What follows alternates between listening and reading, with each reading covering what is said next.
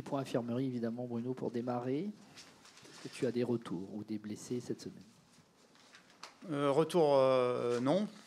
Confirmation d'Amari qui sera dans le groupe. Retour de Warmed qui était suspendu à Auxerre. Tcheka a repris l'entraînement collectif, mais sera trop juste pour le déplacement à Paris. Voilà pour le point du groupe. Lorenz et Martin ainsi que Jérémy sont toujours en réathlétisation. Lorenz, ça avance Oui, ça avance. Ça avance. C'est pas encore retour à l'entraînement, quoi. Après la trêve, logiquement, internationale. Un mot sur Jérémy Doku, quand même, qui est sélectionné en équipe de Belgique, mais qui est absent de...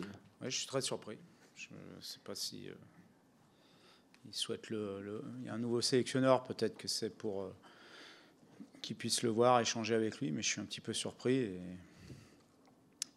j'ai demandé au club de faire les démarches pour qu'il puisse revenir rapidement avec nous, se soigner.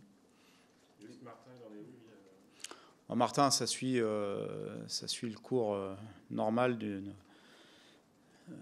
rééducation après une opération des croisés. Donc, il est parti en rééducation à Hauteville quelques jours. Il est rentré, il a bon moral. Et maintenant, il est entre les mains des kinés avant une reprise de la course qui est toujours prévue entre 3 et 4 mois après l'opération en général. Je ne suis pas spécialiste, mais voilà. Mais il a bon moral et il va bien. Désiré Doué est remis aussi Oui, pardon. Désiré est de retour après son petit coup de froid. Et les autres d'ailleurs, parce qu'il y avait pas mal de malades, tout va bien? Ouais, et ça va mieux. Je pense qu'on a été quand même handicapé à Auxerre par ça, parce qu'on avait eu beaucoup de joueurs touchés, et pour avoir échangé avec eux, pour la plupart, ils avaient quand même les jambes assez lourdes avant le match, pendant le match. Donc ça peut être aussi une explication à notre match très très moyen d'Auxerre. Justement, on imagine que vous l'avez un peu débriefé tous ensemble. C'est quoi quelles sont les explications? Les joueurs donc te parlent peut-être de ça. Comment vous le comprenez ce non-match? Oui, ça je peux l'entendre, mais ce qui fait notre force, ce qui a fait notre force, c'est le sens du collectif. Et le sens du collectif, c'est bien sûr de jouer ensemble quand on a le ballon. C'est de faire les courses ensemble, de faire les efforts ensemble, de faire les efforts les uns pour les autres, de jouer juste avec ballon. Et sur le match d'Auxerre, parce que contre Marseille, on avait perdu, mais on avait fait plutôt des bonnes choses. Sur le match d'Auxerre, on a oublié un petit peu tout ça. Et ce qui ne nous a pas permis de gagner le match, et surtout de faire un match qui est peut-être un des moins bons matchs que nous ayons fournis depuis que je suis à la tête de l'équipe. J'ai le souvenir d'un match contre Reims ici qui n'avait pas été non plus extraordinaire, mais en tout cas celui-ci ne restera pas dans mes meilleurs souvenirs. C'est important de faire passer ton message avant la trêve, justement, où tes joueurs vont un petit peu prendre l'air, essayer d'avoir un rebond, même si le PSG c'est un match toujours un peu différent. Oui, on sait que dans ces matchs-là, on a forcément plus de vigilance, parce que si on devait afficher le même état d'esprit dimanche que celui qu'on a affiché à Auxerre, on peut prendre une belle fessée. Voilà, donc j'espère que ça va nous servir pour resserrer les rangs. Oui, c'est un message que je fais passer, mais je le fais passer depuis qu'on est arrivé, depuis que je suis là et avec mon staff tous les jours. Après, il y a des périodes qui sont plus difficiles que les autres. Mais je le dis souvent et je le répète, on a la chance quand même d'avoir un groupe sain. Et donc il y a toujours des éléments concernés qui sont actifs, proactifs. Et ça, c'est quand même très important lorsqu'on a des non-matchs comme on a eu à Auxerre. C'était plus un manque une perte de confiance, un manque de détermination. Perte de confiance, je ne sais pas, mais en tout cas, même si il peut y avoir une perte de confiance, les attitudes doivent être bonnes. Quand je parle d'attitude, c'est les efforts défensifs, c'est les courses de repli défensif, c'est les courses qui font mal à l'adversaire quand on a le ballon et qu'on n'a pas suffisamment faites pour inquiéter Auxerre, puisqu'on s'est créé une occasion et demie. Et si je mets la frappe de Baptiste, qui est une frappe en dehors de la surface, et l'occasion de Flav, c'est très très insuffisant pour une équipe comme nous. Donc, mais pour se créer des occasions, il faut avoir le sens du sacrifice, je l'ai dit déjà après le match, c'est-à-dire de faire des courses à vide, des courses qui sont dures à faire mentalement, de faire des courses de contre-pressing pour récupérer le ballon le plus haut possible, de faire des courses défensives de retour pour donner un coup de main à notre ligne défensive. Et c'est ce qui nous a manqué sur ce match, entre autres, plus l'aspect technique, mais souvent ça va avec. Pour justement peut-être l'assise technique de ton équipe, on a vu en deuxième mi-temps le retour d'un trio que tu as peu eu l'occasion de faire jouer ensemble à cause des blessures des uns des autres cette saison. Je parle de Flavien Levrault et Baptiste. Est-ce que ça, si leur santé les laisse tranquilles, ça peut être aussi quelque chose qui peut aider sur la suite de la saison? Oui, c'est quelque chose qui peut aider, bien sûr. Maintenant, pour diverses raisons, on ne l'a pas fait souvent. Donc, voilà, ça fait partie des aléas d'une saison. On aurait dû aussi mieux faire, même si on avait des joueurs absents. Voilà, je continue de dire que ce n'est pas un problème de système, mais un problème d'animation et de volonté avant tout. Voilà. Bon, maintenant, on peut aussi passer à travers. Ça peut arriver de passer à travers un match. Le plus important, c'est de réagir, et c'est ce que j'attends de la part de mon groupe dès dimanche au parc. Est-ce que tu es inquiet par rapport à la place européenne? Non, je ne suis pas inquiet. Je ne suis pas inquiet parce que, je vous l'ai dit, j'ai un groupe qui est composé de joueurs responsables, qui sont actifs, qui sont concernés et qui ont envie de décrocher cette place européenne, quelle qu'elle soit. Et que jusqu'à preuve du contraire, ce sont des éléments qu'on maîtrise jusqu'à la fin de saison, puisqu'on est 5e et on a donc notre destin entre nos pieds, entre nos mains. Donc il n'y a pas à être inquiet. On voit que beaucoup d'équipes sont dans une période un peu plus difficile aussi. Mais à nous de rebondir et de faire une fin de saison comme on a su faire par le passé, avec une série de matchs extraordinaires à jouer sur les 10 derniers matchs, si on enlève celui de Paris qui arrive maintenant. Est-ce que justement un déplacement au Parc des Princes, c'est idéal pour rebondir? Idéal, oui, parce qu'on sait que quand on va à Paris, on est, je vous l'ai dit, on a une sorte pas de peur, mais de crainte. Donc forcément, ça resserre les liens, ça resserre les valeurs qui nous a manqué à Auxerre. Donc ça peut être perçu comme ça, mais en face, c'est la meilleure équipe du championnat. Elle va être championne. Donc forcément, c'est un adversaire redoutable. Mais je pense que c'est un match où on a tout à gagner et où il faudra jouer comme on sait le faire dans nos qualités. Le système... Pour suivre un peu, qui est un peu malade en ce moment, qui est éliminé de la Champions League, même si malheureusement pour Paris, ils en ont un peu l'habitude à ce moment-là de la saison, qui est éliminé aussi de la Coupe de France, qui avance un peu en dents de scie en championnat. Est-ce que c'est aussi le moment idéal pour les annoncer, ou au contraire, ça va être leur retour au parc après la défaite en Champions League? Ils vont vouloir forcément briller. Ce sont des grands compétiteurs, des grands joueurs. C'est une grande équipe, donc ils auront à cœur d'abord de faire taire toutes les critiques. Et puis ils sont devant leur public, ils sont chez eux, donc je ne mise absolument sur aucun relâchement ou sur une équipe qui sera un peu plus démobilisée parce qu'elle a été éliminée en Champions League. Donc non, ça sera un match très difficile, comme tous les matchs lorsqu'on va au parc. L'année dernière, on a livré un grand match là-bas, qu'on avait perdu malheureusement dans les arrêts de jeu. Il faudra se servir de ce qu'on a fait et de le refaire, voilà, en jouant notre jeu et sans arrière-pensée. Le 6 chez nous?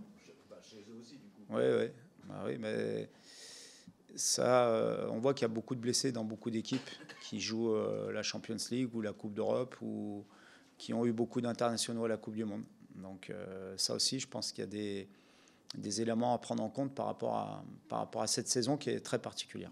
Le système ou l'animation que tu avais mis en place contre le PSG au match aller était différent, marquait une espèce de rupture, enfin en tout cas un changement assez important par rapport à ce que tu faisais d'habitude. Est-ce que tu réenvisages ça pour ce match-là, ou du moins est-ce que tu envisages de bousculer un peu plus tes habitudes que... C'est possible parce que ça avait bien fonctionné à l'aller, donc il est possible qu'on y réfléchisse, mais Je n'ai pas de réponse à vous donner aujourd'hui, en tout cas. Est-ce que le retour d'Amari, tu sens que ça rebooste un peu l'équipe? Amari, c'est un joueur très important de par, bien sûr, ses qualités de footballeur, mais aussi parce qu'il amène au groupe au niveau mentalité. C'est un garçon qui est très positif, qui a de l'expérience. Donc forcément, c'est un plus de l'avoir de retour avec nous, comme ce sera un plus avec Tcheka qui intégrera l'équipe, enfin le groupe après la trêve internationale, parce que ce sont des joueurs d'expérience et qui peuvent énormément nous aider dans les moments qui nous attendent. Pardon. Est-ce qu'il est prêt à démarrer du coup physiquement, Amari? Je pense, oui. Pour revenir sur le système, désolé, à la fois Flavien après le match contre Auxerre, en disant aussi du bien du 4-4-2, mais expliquer qu'il lui était plus à l'aise dans ce système-là. Arnaud après le match contre Nantes a semblé dire aussi qu'il était plus à l'aise seul devant. Est-ce que les joueurs s'expliquent là-dessus? Est-ce qu'ils t'envoient un message? Est-ce que tu le reçois comme ça? Non, moi je ne le reçois pas comme ça. De toute façon, j'échange régulièrement avec les joueurs, avec tous les joueurs, sur leurs sensations, sur leurs ressentis, parce que c'est ma façon de manager et que j'ai besoin d'avoir évidemment leur retour. Après, on prend des décisions en fonction non pas de ce qu'ils nous disent ou de ce qu'ils préfèrent, mais de ce qu'on pense être le meilleur pour l'équipe. Par rapport à Kylian Mbappé, est-ce qu'il y a une possibilité que tu mettes en place quelque chose pour éventuellement... C'est dur de mettre en place quelque chose contre Kylian. Mais évidemment qu'il y a des choses à mettre en place, parce que si on le laisse seul en 1 contre 1, il y a de grandes chances pour qu'il arrive à faire la différence. Donc évidemment qu'il y aura des choses de mis en place pour tenter de modérer son influence. On peut s'inspirer de ce qu'a fait notamment le Bayern de Munich, mais aussi presque le Stade brestois la semaine dernière. Oui. Couper la transmission entre Messi et Mbappé, c'est une des possibilités. C'est une des possibilités. C'est aussi d'avoir beaucoup de densité autour de ces joueurs-là pour réduire leur champ d'action. Mais ils ont un tel talent que malgré tout ce que vous voulez mettre en place, parfois, ça ne suffit pas. Donc il faudra, je le dis souvent, pour faire un résultat au parc, il faut être à 100% dans tous les domaines, avoir un peu de réussite et surtout jouer comme on a envie et l'habitude de jouer. Pour parler un peu du Stade Rennais, il y a 5 jeunes qui sont en espoir, 5 joueurs qui sont retenus en espoir, et au moins 5 qui sont pris dans des sélections jeunes, U16, U17, U18. C'est un signe évidemment très très positif pour le club. Tu peux avoir ton avis? Oui, bien sûr. Bien sûr, ça montre la qualité du recrutement qui est effectué chez les jeunes, la qualité de la formation qui est apportée à tous ces jeunes dans les différentes catégories. Et ça montre surtout que le projet du Stade Rennais, qu'un des piliers du projet du Stade Rennais doit être évidemment l'avènement des jeunes joueurs du club dans l'équipe professionnelle. Même quand tu réclames un peu plus de maturité. Mais ça n'empêche pas. Je ne dis pas que ça doit être l'unique pilier du projet, mais c'est un des piliers très très importants. À côté, il doit y avoir un deuxième axe qui permettent à ces jeunes de grandir encore plus vite, de progresser encore plus vite, avec l'apport de joueurs expérimentés, ce qui ne veut pas dire de faire venir des joueurs de 40 ans, mais des joueurs qui ont une expérience un peu plus grande de la compétition du championnat, de la Coupe d'Europe et des situations qu'ils auront déjà vécues pour aider ces jeunes à grandir sur le terrain et en dehors du terrain. C'est sur ce deuxième axe pour toi que la réflexion elle doit peut-être être menée à la fin de la saison ou jusqu'à la fin de la saison. Oui. Juste sur le système entre Auxerre et Marseille avant, est-ce que tu actes qu'en ce moment, ce 4-4-2 avec Goury et Kalimundo ne fonctionne pas en ce moment en tout cas? Contre Marseille, il a fonctionné. Il nous a manqué l'efficacité. Parce qu'en première mi-temps, on a 4 occasions nettes contre une équipe qui n'a pas trop l'habitude de subir autant de situations comme celle-ci. On avait été très peu mis en danger, ce qui veut dire que dans l'équilibre offensif et défensif, c'était plutôt cohérent. Il nous a juste manqué, mais ce qui est aussi le plus important quand même, l'efficacité dans le foot, pour faire un résultat positif. Et pour moi, les 2 matchs sont complètement différents dans le contenu. Bon, les résultats sont mauvais, parce qu'il y a une défaite et un nul, mais dans le contenu, c'est incomparable. Ce qu'on a fait contre Marseille n'est pas comparable avec ce qu'on a fait à Auxerre, où on n'a rien fait d'ailleurs. Le match contre Paris, il est tu es dans une configuration un petit peu spéciale. Jouer Paris juste avant la trêve et derrière Oui. 10 matchs qui vont s'enchaîner. Est-ce que tu prends ce match de la même façon que les autres ou on a pu parfois parler de match bonus un petit peu. Comment tu envisages ce match-là contre Paris? Non, c'est pas un match bonus. C'est sûr que c'est un match où on a tout à gagner. Donc c'est, entre guillemets, plus facile d'aborder ce genre de match, puisque la logique voudrait que le PSG s'impose.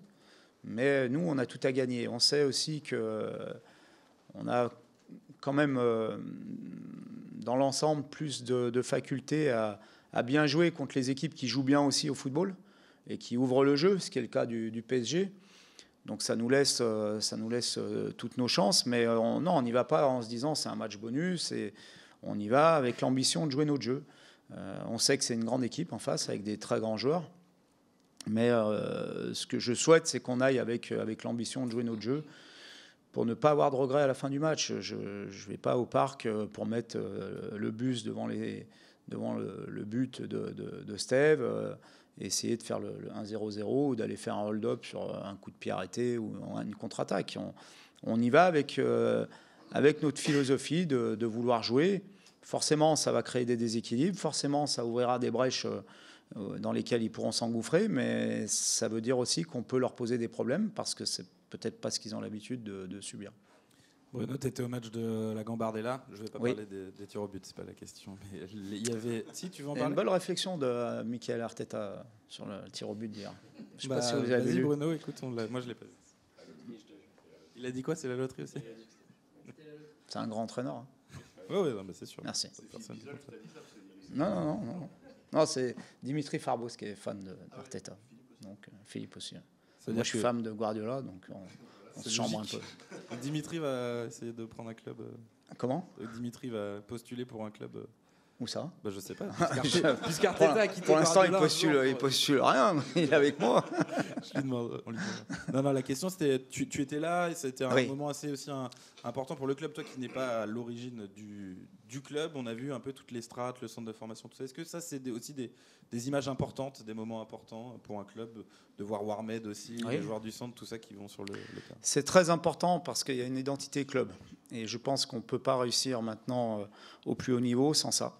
Sans qu'il y ait une identité très forte, que ce soit avec des joueurs formés au club ou d'autres joueurs qui viennent de l'extérieur ou d'autres membres du staff, puisque j'y étais, mais il y avait aussi Dimitri qui était là, il y avait Olivier Sorin qui était là. Ça montre qu'il y a une vie de club, qu'il y a un vrai club et que les gens qui sont forcément rennais ou bretons, mais aussi ceux qui viennent de l'extérieur s'identifient pleinement au club et au projet du club. Et quand je viens voir jouer la Gambardella, je viens bien évidemment voir jouer des jeunes joueurs qui sont susceptibles un jour d'intégrer l'équipe professionnelle, mais aussi c'est pour montrer mon attachement au club et au projet du club et à un des piliers du projet du club qui est la formation. Et il me semble que c'est important pour un entraîneur pro de montrer ça et de s'investir dans cet élément qui est un élément très important. D'ailleurs, on fait régulièrement des réunions avec le staff de la formation, le staff pro avec le staff de la formation, pour échanger sur les entraînements, sur du management, sur plein de sujets différents. Parce que je pense que c'est important d'avoir le lien entre les deux entités. Pour revenir sur les absents du PSG, ça concerne surtout leur défense. Oui. Ils n'ont peut-être jamais eu autant de blessés en même temps depuis le début de saison. Est-ce que c'est un élément aussi important à prendre en compte dans la préparation, voire le choix Non, pas dans le choix. Évidemment qu'ils ont aussi leurs soucis, comme nous. Donc, mais ils ont aussi suffisamment d'effectifs et de grands joueurs pour pallier les absences, comme nous. Donc ça fait partie, non pas des choses qu'on prend en compte, mais ça fait partie des aléas d'une saison, pour eux comme pour nous. Mais je ne ferai pas mes choix en fonction des joueurs présents ou absents à Paris. Je fais mes choix en fonction de ce qui me paraît le mieux pour mon équipe. Est-ce que le 7-1 de Feyenoord t'inspire un commentaire? Oui. Vous avez vu les stats du match? 1,5 de XG pour Feyenoord. 6 buts marqués en dehors de la surface et un penalty. Voilà, il y a des matchs comme ça, donc ça m'inspire rien, ça m'inspire juste que c'est le football. Il y a des matchs qui sont parfois bizarres, particuliers. Juste une question qui est un peu en lien avec l'équipe de France et la formation du Stade Rennais. Qu'est-ce que tu penses du positionnement de Eduardo Camavinga au poste de latéral droit, latéral gauche, pardon.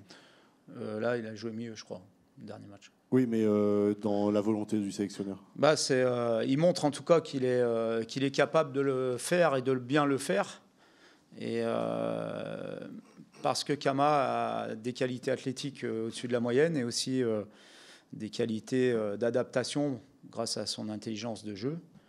Et il a été formé au Stade Rennais, donc ça montre aussi encore une fois toute la qualité du travail qui est effectué ici.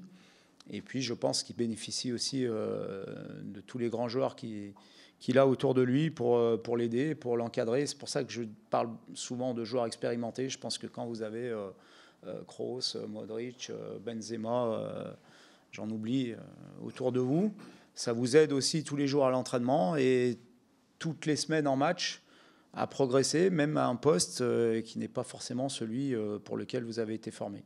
Et c'est là où on se rend compte de l'importance de ces joueurs cadres d'une équipe. Voilà, donc, mais je suis très content pour lui, parce que c'est quelqu'un qui est d'abord que j'ai connu ici, qui m'a laissé un très bon souvenir, parce que c'est un bon garçon, bien sûr un bon joueur, un très grand joueur. Mais en tout cas, ça fait plaisir de le voir s'épanouir, que ce soit à gauche ou au milieu de terrain, parce qu'hier, il a joué au milieu et il était plutôt bon. Juste une question sur... souvent, les adversaires du PSG sont frustrés. Souvent, cette année, je pense encore à Brest le week-end dernier, frustrés de perdre à la dernière minute. Ça a été votre cas les dernières au Parc. Comment on gère ça? Comment il ne faut pas être trop gourmand? Comment tu as appréhendé aussi ce côté-là? L'année dernière, c'est un peu le même genre que le match à Brest. On a voulu... attaqué à la dernière minute pour marquer. Et on a oublié qu'il fallait garder un équilibre parce qu'il y avait quelques joueurs qui étaient pas replacés du côté du PSG. On s'est fait contrer au Parc à la dernière minute. Mais il faut aussi savoir l'accepter, parce que je ne peux pas demander à mes joueurs de jouer, de vouloir aller au Parc et de jouer notre football, de jouer le football avec lequel on a été performant, et puis ne pas accepter que de temps en temps, ça nous coûte des points, ça nous coûte un but comme on avait pris l'année dernière. Évidemment que sur le coup, on est frustré, déçu, en colère. Donc il faut à la fois continuer dans cette voie-là, en gagnant encore en maturité, pour éviter qu'en attaquant à la dernière minute, on se fasse contrer et qu'on prenne un but dans l'autre sens. Voilà, c'est toujours l'équilibre à trouver, mais on ne se reniera pas. On a cette philosophie-là. On le fera au Parc comme on a l'habitude de le faire à chaque fois qu'on peut le faire. Et on sait qu'on aura des moments très difficiles où il faudra aussi subir et passer la tempête tous ensemble, parce qu'il y aura des moments de tempête dimanche, forcément. Merci. Merci.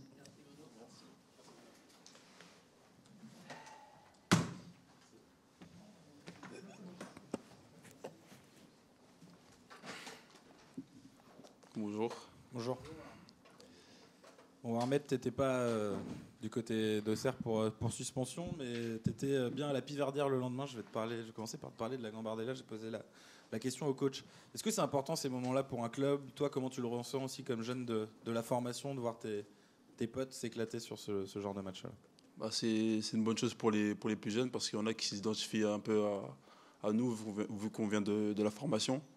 Et pour ma part, j'ai une approche un peu spéciale, parce que j'ai joué 2 années en Gambardella et ça n'a pas été top. Donc de pouvoir montrer aux plus jeunes qu'on est présent et qu'on veut voir leur réussite en Gambardella, je pense que ça leur permet aussi de se surpasser, on va dire, et de montrer qu'un jour aussi ils peuvent arriver à notre place.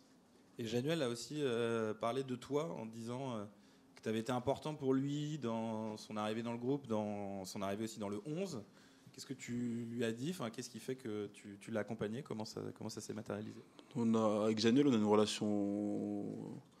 c'est comme mon petit frère, on va dire.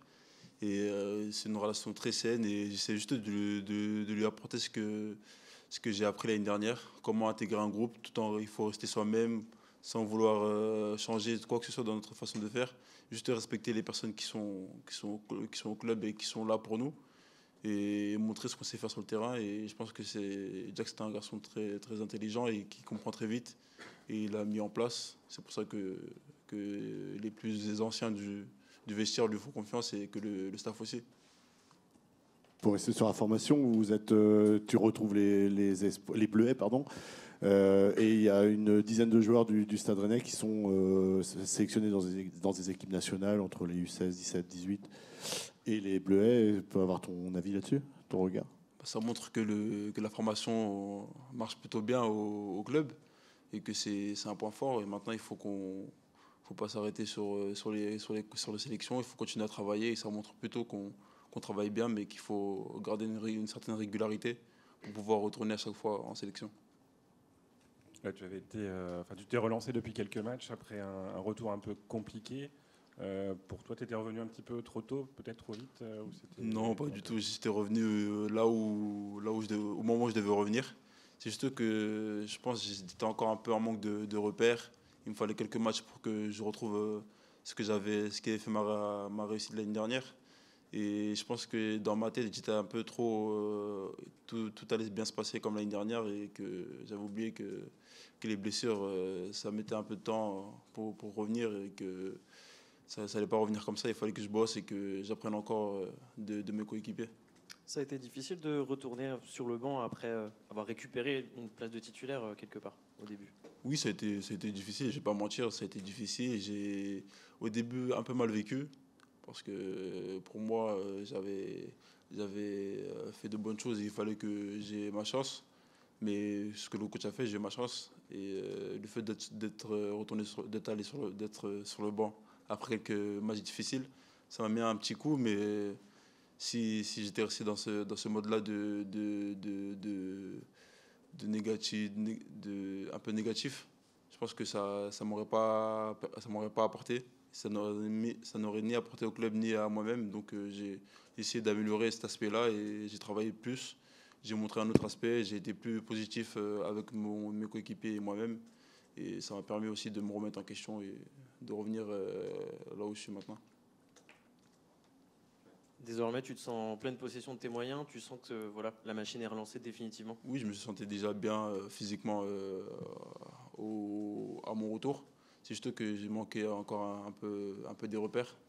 Mais maintenant que j'ai pu enchaîner quelques matchs, ça m'a fait du bien et je pense que maintenant c'est parti. On peut dire que ma saison elle commence.